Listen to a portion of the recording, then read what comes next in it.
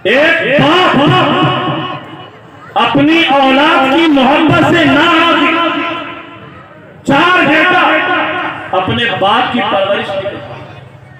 बेशक बूढ़ा बाप सड़क पे बैठकर मूंगफली बेचा, उसी मार्केट में, उसी मोहल्ले में उसकी औलाद ब्रांडेड कपड़ा पहन करके घूम रहा। गौर कीजिएगा, मां के बदन पर लिबास नहीं है और बेटा ब्रांडेड कपड़ा पहन के घूम रहा। मां दूसरे के घर में झाड़ू और पोछा लगा रही है, औलाद जामा मस्जिद में जाकर मुर्गा फ्राई तोड़ रहा। हमारे घर की जवान बेटियां शादी को तरस रही है, घर में बैठी है। हमारे मोहल्ले के अमीर ज़ादा फुटानी में पैसा उड़ा रहे हैं। हम किस क्वालिटी के मुसलमान हैं? हमारा लेवल क्या है? किस कैटेगरी में खड़े हो रहे हैं? हमारे पास रह क्या गया? नमाज हम नहीं जान रहे, रोजा हम नहीं जान रहे, वजू हमें नहीं आ रहा है, कलमा हमको नहीं आ रहा, सजदा हम नहीं कर पा रहे, जनाजे की नमाज हम नहीं पढ़ पा रहे। किस कैटेगरी के मुसलमान हैं? नीचे रख दीजिए, आप आगे जगह को चोरी नहीं कर लेगा यार। दिया ऐसा नहीं होगा, यहाँ पे बड़ी ईमानदारी से काम होता है। मुझे बताइए, 4 बच्चा 50-50 हजार का महीना कमा रहा, लेकिन बाप के बदन पे लिबास नहीं। आओ मैं तुझे सरकारे मदीना, इस्लाम कहते किसको? मुसलमान होता गोश्त खा लिया, आराम से सो गए, मुसलमान बन गए। अरे हम तो वो मुसलमान बन गए तो हमें पहला कलमा का माना भी याद नहीं है।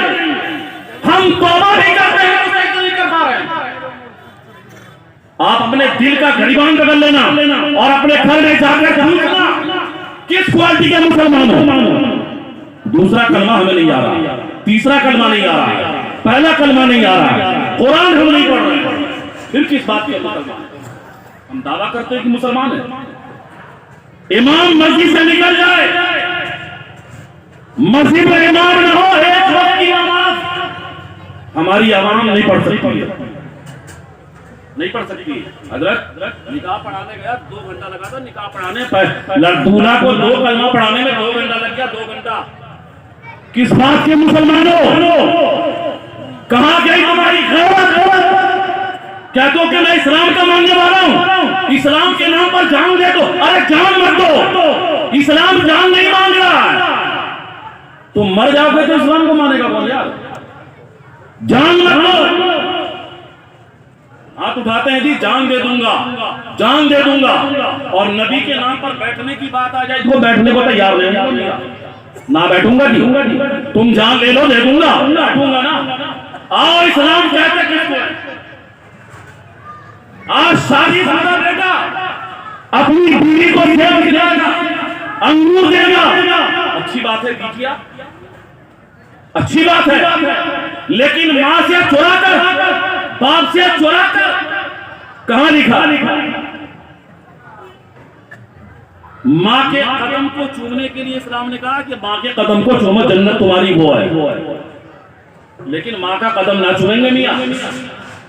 हजरत पीर साहब को 10,000 की गड्डी दे देते हैं ये लोग, पीर साहब का हाथ चूमेगा ये लोग। मज़ारों पे जाकर 10,000 की चादर चढ़ाने वाले हैं ये लोग, लेकिन इनकी मां के बदन पर लिबास फटा हुआ है, कोई मतलब नहीं। बाप मूंगफली बेच रहा है, कोई मतलब नहीं। अरे तुमने माँ बाप को नाराज कर अपने पीर के कदमों पर 10,000 डाल दिया है। कयामत के दिन वो 10,000 की गड्डी तुम्हारे चेहरे पे मार देगी।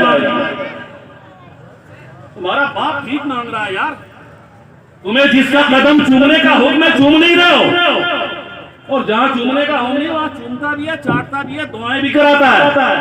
मस्जिद भाग रहा है, इस इमाम के पास, उस इमाम के पास, इस पीर के पास, उस पीर के पास। क्यों? दुआ कर दो, दुआ। अरे ना से करवा दो यार, बाप से दुआ ले लो। क्या बात है, बड़े पते नहीं लेगा, नहीं लेगा मां से दुआ। आज जो हम परेशान है ना, ये बात बहुत तल्ख है। बहुत सारे लोग ऐसे होंगे जो बीवी के लिए तो रसगुल्ला बना के लाते होंगे और माँ बाप को गंदम की एक रोटी भी नहीं दे पाते। आइए मदीने मक्का की सरजमीन में इस्लाम कहते किसको है? हमारे ये 60 साल का 40 साल का नौजवान इससे बेहतर जमाने रसूल का हुआ 8 साल का मुनव 8 साल का बच्चा जो इस्लाम में दाखिल नहीं हुआ था वो था। सरकार दो आलम की हयात जारी है। मक्का तैयबा की मक्का मुकर्रमा की मुकद्दस जमीन है।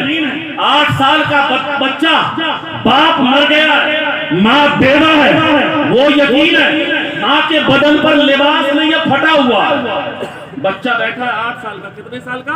8 साल। बोलिए, बोलने में कोई समझ नहीं। कितने साल का? 8 साल का। 8 साल का बच्चा, माँ के बदन पर लिबास नहीं है, फट गया है। अपने चचा के पास गया, चचा मैं तेरा भतीजा हूँ, एक लिबास मेरी माँ के लिए दे दो। माँ ने कहा कि नहीं, मैंने वो कहा मैं भतीजा हूँ, बाप मर गया है, यतीम हूँ, मेरी माँ बेवा हो गई है, तेरे खानदान का हूँ, तेरा भतीजा हूँ, एक लिबास का नहीं। तो बच्चा रोते हुए अपने घर को लौटता है। रास्ते में एक सहाबी मिलते, क्या हुआ बेटा? काजी यतीम हूँ, माँ के बदन पर लिबास नहीं है, मैं लिबास मांगने अपने चचा के पास गया था, चचा ने धुकार में बना दिया। तो ऐसा करो, मक्का में चले जाओ, सहने काबा में मोहम्मद इब्न अब्दुल्लाह बैठा है। वो बच्चा मुसलमान नहीं है। बच्चा घर आया, माँ से कहा, माँ चचा ने कपड़ा नहीं दिया। माँ रोने लगी। कहा बच्चा 8 साल का लड़का माँ से बोलता, माँ रो मत, मैं तेरी इज्जत की हिफाजत के लिए चादरों का इंतजाम करूंगा, लिबास का इंतजाम करूंगा। मुझे किसी ने बताया है कि खाने काबा में, सहने काबा में मोहम्मद इब्न अब्दुल्लाह मुसलमानों का पैगंबर, उसका आखिरी नबी बेटा। मुझे वहां जाने के लिए कहा गया। माँ ने कहा कि ना बेटा वहां मत जा, वो जिसको जो उसको देख लेता है ना उसी का हो जाता है, वो अपने दीन का कलमा पढ़ाता है। बच्चे ने कहा कि नहीं, मैं जाऊंगा, तेरा बदन खुला हुआ बेलिबास है, मुझे ये गवारा नहीं है, मेरी खैर जिंदा है। माँ मैं अपने आप को बेच कर तेरे लिबास का इंतजाम करूंगा। माँ कहती है बेटा जाना तो एक शर्त है, तुम जब उसके पास जाना तो उसको बोल देना कि मुझे अपने धर्म का कलमा मत पढ़ाइए। वो लड़का सहने काबा में गया, पूछा मोहम्मद इब्न अब्दुल्लाह सल्लल्लाहु अलैहि वसल्लम कौन है? आका फरमाते बेटा कहो। कहा नहीं मुझे उनसे मिलना है। सरकार फरमाते बेटा कहो। वो लड़का नहीं जानता है कि यही है। लड़के ने कहा मुझे उनसे मिलना है। सरकार फरमाते हैं बेटा बोलो, मैं ही मोहम्मद इब्न अब्दुल्लाह हूँ। उस लड़के ने कहा मुझे कलमा मत पढ़ाना। सरकार ने कहा कहो। कहा मेरी माँ है, बेवा है, बाप का साया मेरे सर से उठ गया है, गरीब हूँ, यतीम हूँ, मक्के में रहता हूँ, इस्लाम में दाखिल नहीं हूँ, मैं मजहब इस्लाम का मानने वाला नहीं हूँ। मेरी माँ के बदन पर जो लिबास है वो लिबास फट गया। ऐ मुसलमानों के पैगंबर, मेरी माँ के लिबास के लिए एक कपड़ा दे, एक कपड़ा मेरी माँ के लिबास के लिए।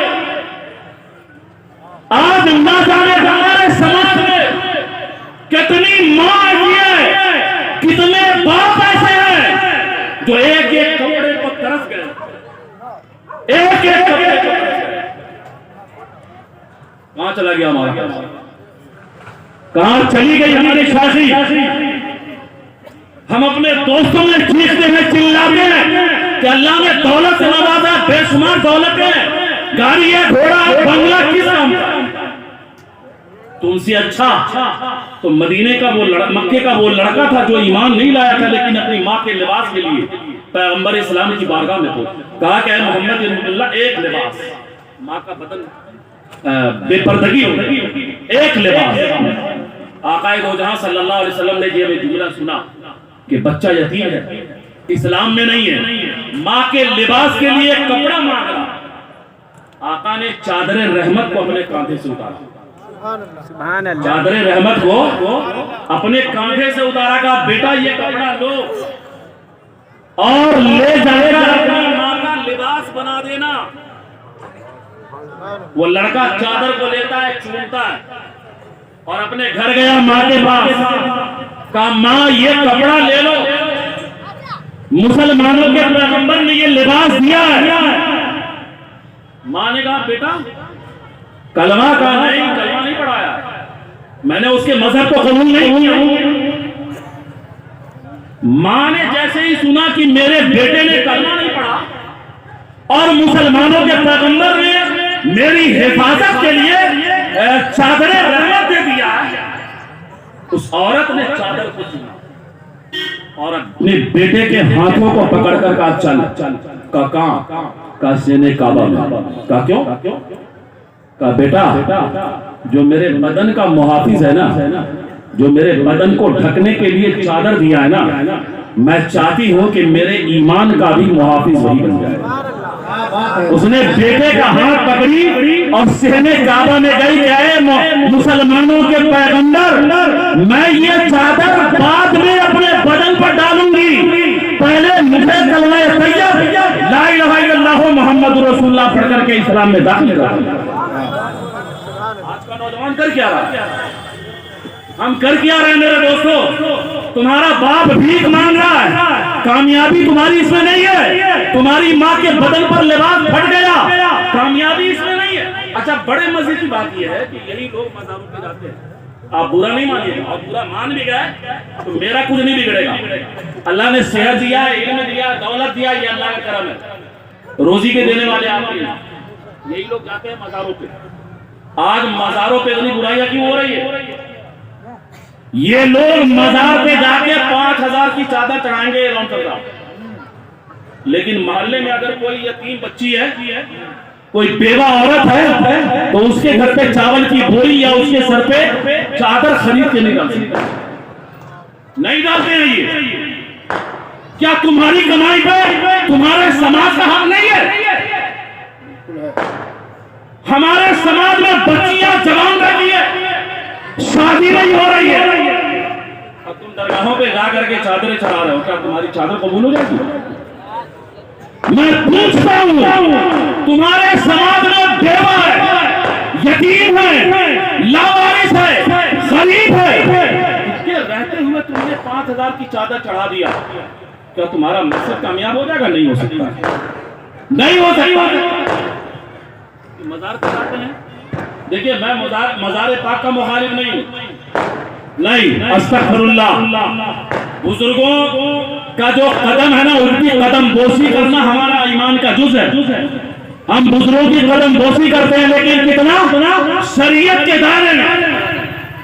मुझे बताया जाए कि इस्लाम में झुकाना कहाँ जायज़ है? तुम दरगाहों पे जाकर चादर को क्यों ओढ़ रहे हो?